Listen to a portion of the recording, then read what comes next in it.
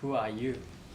Well, my name's Don Hopgood, and I was a member of the South Australian Parliament from 1970 to 1993, and that spanned the Dunstan years, or the later Dunstan years, and into the post-Dunstan years. And Minister assisting the Premier. There are a couple of things. First of all, Don was trying to get going a new development here called Minato. So as Minister assisting the Premier, I had responsibility for that. But I was, and then of course, that changed. I became Minister of Education. I dropped all those other portfolios, they went to other people. And then of course I had policy responsibility for preschool education, libraries, primary education, secondary education and tertiary education, TAFE and the universities and the colleges of advanced education. It was the biggest portfolio at the time, spent more money than anybody else. So he set out implementing a lot of the recommendations of this report, and it was quite a revolution in education in this state. And when he transferred to another portfolio and I got education in 1975, I continued with the sort of thing he was doing. For example, we set up special schools for music, language, things like that.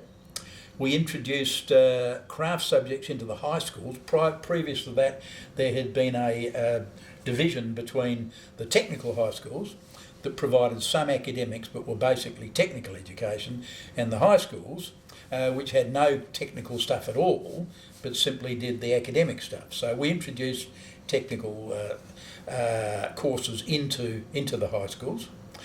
There was quite a revolution in libraries.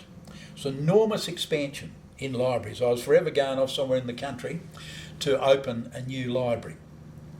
And what we did in some cases was to make, you take us a place like Bordertown, country South Australia, not a big town, although a nice one, thriving town.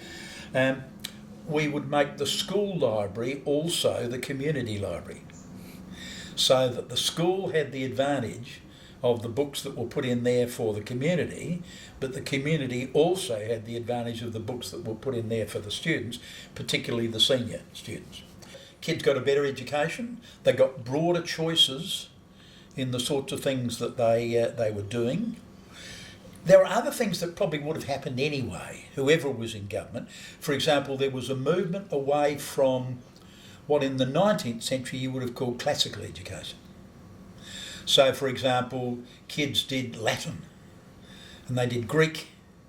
All of a sudden people can study Malay, they can study Indonesian, they can study Mandarin Chinese, they can also do the Mediterranean languages like Italian, modern Greek and things like that. There was a system whereby an ethnic community could run classes on Saturday morning in their particular language.